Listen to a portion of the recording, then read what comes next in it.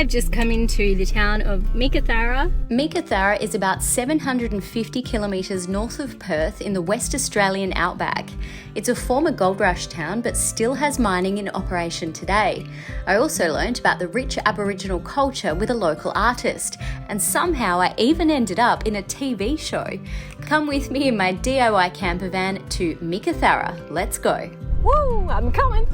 I am camping at a really amazing place. It's only a couple of k's out of town, so it's super convenient. Free camping, let's go, I'll show you. It's called Peace Gorge, and it's pretty peaceful, it lives up to its name.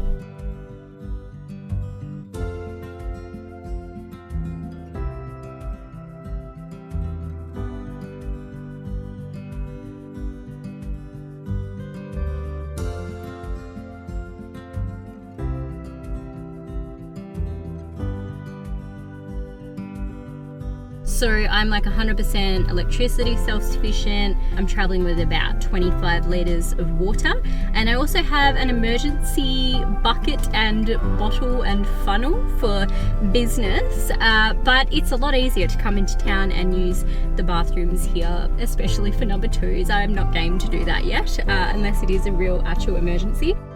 Alrighty, I've just come into town to grab a coffee from my favourite coffee van here in the middle of town. It's really good. Camping breakfast, pretty luxurious. So I had a little incident yesterday where I forgot to strap down my water container and the little spout broke off as it fell. 8 litres I reckon of water spilt. It didn't actually go on the floor, like it went in the little footwell in this little gap down here and was just like dripping out through some gap in the door. So I'm so grateful because literally in there is my battery system. So I have brought some Sikaflex with me, this marine grade adhesive, which I've used for a few things on the van, including my solar panel on the roof. So I'm just going to put some Sikaflex around that little tap just to make sure that it is tight, and I'll remember to strap it down in future. Just filled up my water. I prefer to have 2 smaller ones than a big one because I've got to be able to physically carry it. So 10 litres is bang on for me. I've got a 10 litre one here for my drinking water, and that lasts me about 3 days.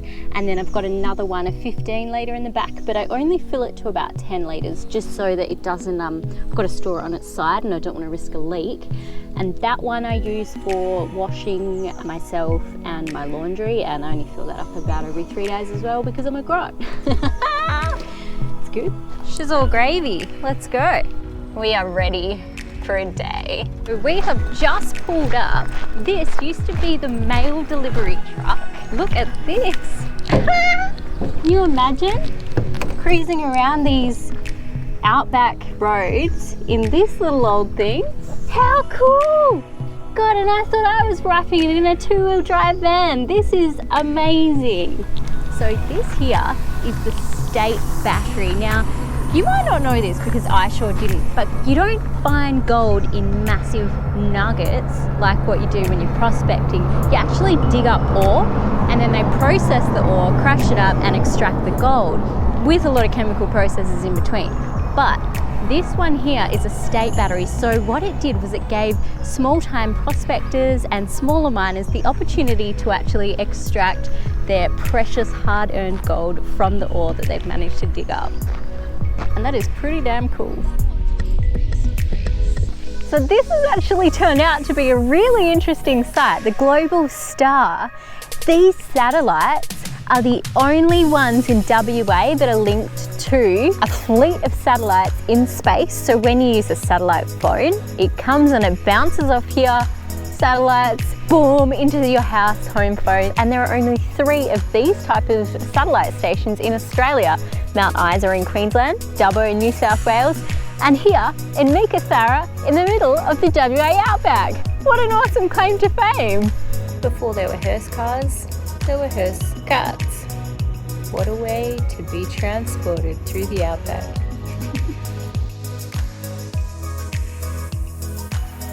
So I was in the Shire looking at the museum. So cool, and the staff are so nice. Like, people in this town are just amazing and they love their town.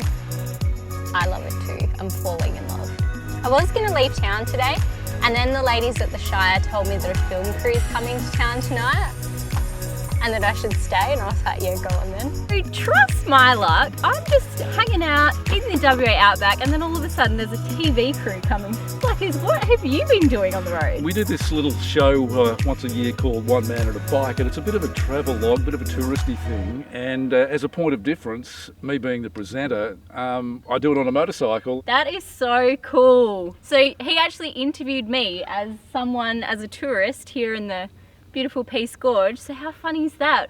One man on a bike meets one girl in a van. The rest is history. Thanks, Marcus. That's beautiful. Good on you.